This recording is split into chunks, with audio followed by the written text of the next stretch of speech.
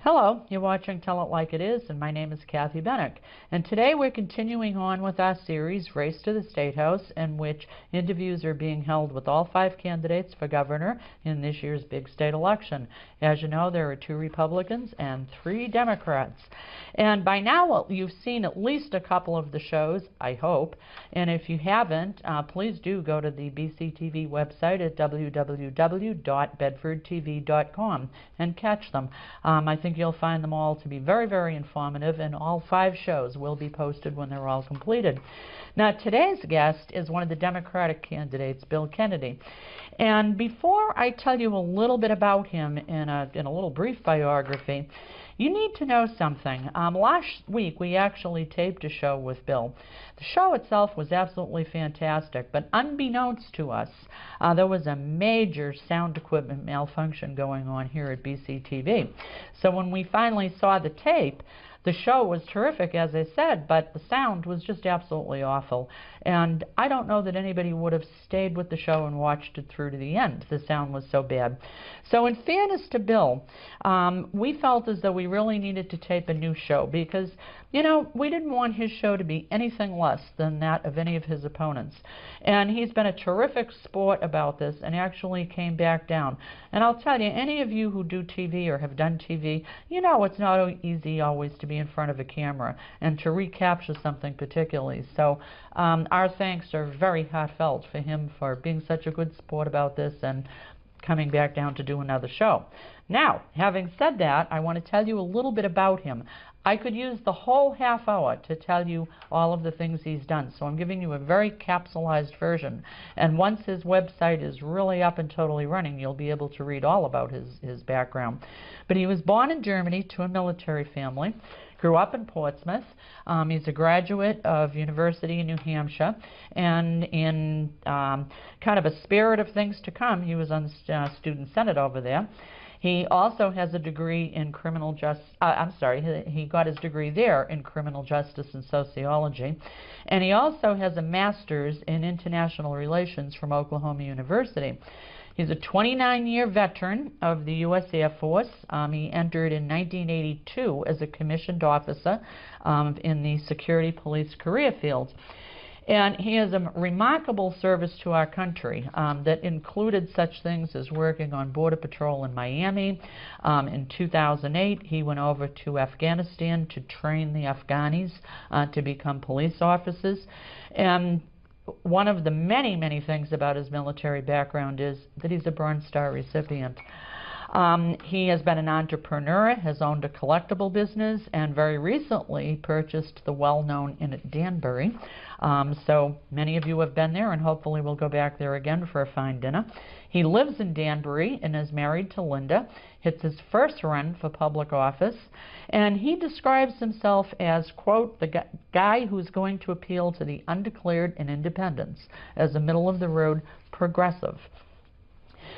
Now, with that, I need to go straight to Bill. And Bill, I cannot thank you enough, and an extra special thank you for coming back for a second time to us. Kathy, it's my pleasure, and I hope Thanks. There's many more. Well, I do as well. Now, Bill, with 4 other candidates already in the race, what made you decide, you were the last entry in, what made you decide to throw your hat in the ring? Well, I talked to a lot of constituents, and a lot of people weren't pleased with what was going on in the legislature. So I decided to do a little investigation, research the existing candidate base, and saw that the candidates were either too far left or too far right, and that concerned me. There was no middle-of-the-road representation. Being a moderate Democrat, I think I'm going to appeal to that middle-of-the-road demographic, and should be appealing, like you stated, to the independents and undeclareds. Okay. Now, in an interview with John DeStasso of the Union Leader, you said you would not take the pledge against a broad-based tax. And I quote you, in that interview at least, as saying, anybody who makes a tax pledge I don't see as a good candidate for this state, end quote. And you're a provocative guy, because in an interview with James Pindle at WMUR, you called the tax pledge antiquated and almost bordering on criminal. And when I heard that, I said, aha, I have to ask him what he means by that. First, I'll state, and it's no secret that we're taxing our property owners to death to fund the education program. We need to fund the education program, and the state has ruled, the Supreme Court has ruled, that the current funding stream from towns and counties is unconstitutional, that the state should actually pay for the education. It needs to be in the seat of the legislature. It needs to be controlled by the legislature. Meldon Thompson made the tax pledge 40 years ago. That's why I say it's antiquated. Okay. It's a Republican attempt to get voters by trying to appeal to the people that don't want increased taxes. I'm not saying I'm for increased taxes, definitely not. I am for decreased property taxes, and if whatever funding streams we do implement, there'd be a correlation with a decrease in the property taxes. So my goal at some point, and I'm going to get it out there now because you're giving me the opportunity, I haven't declared it until now, my goal is 50% decrease on residential property tax and a 30% decrease on at least corporate income tax or commercial property income property tax. Wow, because that was one of my next questions that a lot of people do think there has to be a relief in the tax burden to businesses, particularly small businesses in the state. Now, having said that, where do you see the money coming from that will be lost through those two things? Probably the easiest answer is by improved efficiencies, but there has to be additional funding streams. There has been discussion on gambling, implementing gambling in the state. That's a potential funding stream. I'm kind of on the middle of the road on the gambling issue. I haven't committed one way or the other, and I'd like to see the studies, but that's one option. A Republican-dominated legislature in the late 90s put forth a income tax, and if people have time to do the research, they should research it. It went to the Senate, and the Senate also agreed, Republican-dominated Senate also agreed with the income tax, but they couldn't agree on wording, so it never got pushed.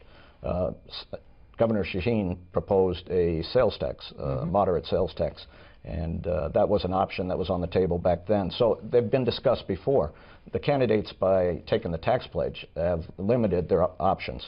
I will tell you that we have to find numerous funding streams for to balance our budget. Bottom line, fiscal responsibility is how we're going to gain more money, and then a balanced budget. Now, how do you think, you mentioned sales tax, do you see that as a possibility in the future for New Hampshire? It's not off the table, and I'll tell you that it's one of the fairer base taxes because you only pay it if you buy something. Correct. If you buy something expensive, you're going to pay a little more, even though it's a flat tax. But right now we have a sales tax on room and meals, which I think is one, if you look nationally, it's one of the most disproportionate and highest room and meals tax. So that's a deterrent to visitors in this state. I don't think people actually look at that kind of thing to determine whether they're going to visit someplace or not. But if anything would deter them, it would be our large room and meals tax. Corporate tax is a deterrent to businesses coming in the state. Correct. If we were to adjust or moderate that tax base, I could see more movement coming into the state, especially from Massachusetts, where they're getting taxed probably at an equal rate, if not higher. Then back to the sales tax. Moderate sales tax would be fairer because it would also extend to people visiting the state. So they would be part of the subsidy for the sales tax, gross. And of course, you'll hear some people say, well, it would end some of the shopping in New Hampshire that takes place. But, I mean, it seems as though as long as our sales tax stayed below our neighboring states, it should not affect, I wouldn't think, retail sales all that much. No, I agree. And I don't think I'm unique, but when I travel into Maine or I travel into Massachusetts, I don't look at sales tax to deter me from buying something. I prefer to buy stuff in our state just because I try to support our state. Sure.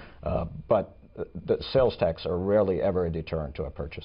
No, I think you're right. I think you're right there, unless it's, absolutely huge somewhere. But, sure. Yeah. Now, obviously, part of the whole economy structure, issue, concern, and so on would have to throw in energy concerns because those are so costly for all of us, both, on the personal level in our homes and obviously for business. Do you think that there needs to be some changes to state regulations that govern energy? Without question. I think we pay some of the highest utility rates in the nation. I don't think it's a fact. You can do the research. We pay to subsidize overruns that have occurred within the utility infrastructure, and we don't have enough energy sources within the state to make the pricing competitive. I know there's alternatives to make it competitive. Some of them are green, alternative energy sources. U.S. lags behind China and Germany in those venues. I know in some cases they're subsidized by government grants, but I see them, once they've been implemented, actually reducing our utility rates. Now, obviously a big issue in New Hampshire, and I'm sure you'll get asked everywhere, is Northern Pass. Do you have some thinking on that? I've heard a lot of heartache about Northern Pass. I would not endorse it as written or agree to it as written. If it were reconsidered, were the potential for the lines being placed underground, where we were able to benefit from the electricity that they were bringing into the state, that would reduce our utility rates, I would be a big advocate for. Right now, there hasn't been any indication that it would reduce our utility rates, and in some cases may even increase the utility rates. Okay. And again, tying all of that in, transportation ties right into economy and the energy as well. So first quick question is, in the southern tier, obviously, a lot of people really do believe that we have to continue on with the I-93 widening. Do you agree or disagree with that? Without question, because there are major studies that show any delays within traffic actually affect the economy. Obviously, people getting to work, you know, first responders trying to get to incidents. Across the board, we can only benefit by expanding I-93. People trying to get home to families after work. You're taking away time from family time as well. It's already happening. The expansion's already happening. So I wouldn't be adverse to it. It has to be done. And at some point, probably, we need to look at some of the other roads as well. Well, you know, the 10-year highway plan has a lot of ambitious projects, obviously, because there are projects all over the state. But the big problem with it is they're saying that it's well over $1 billion in shortfall funds for it. The money has to come from somewhere, and the feds aren't always going to be the answer. Do you have any feelings on how to get some more money for transportation-related funding? Once again, looking at efficiencies within government and holding our departments accountable, I'd like to see where the waste is occurring. I kind of use a metaphor with government like a buffet. When you go into a buffet, some people are reasonable, go up and get the small plate and then go up and get another plate. Some people go in and get the really huge plate and then leave half of it at the table. I think that's what's happening with federal government and state government. We need to figure out where those efficiencies are. We need to hold people accountable. We need to develop some type of metric for improvement. And I think that's where we're going to get the extra money to do those things you mentioned. I know some people think that we need to reinstate the $30 auto registration surcharge per vehicle. And I don't know, have you given any thought to that? I'm not sure how much. I haven't, to be honest. I'm not sure how much extra. Well, it's one of the smaller issues. Right. Yeah. I'm not sure how much extra revenue it'll bring in. I know we currently pay a mills tax. That's where the fallacy is about, you know, our tax system. There's a lot of disguised taxes that we pay. So when people hear income tax and they hear sales tax, people are really adverse, but we already pay, as I stated, you know, the highest property tax among the nation, one of the highest corporate taxes among the nation. You know, there's other taxes that we pay that don't exist in other states. So they're out there. But there's other revenue streams we can look at that are more fair, engage community as a whole, engage the residents of New Hampshire as a whole, rather than putting the burden on one demographic.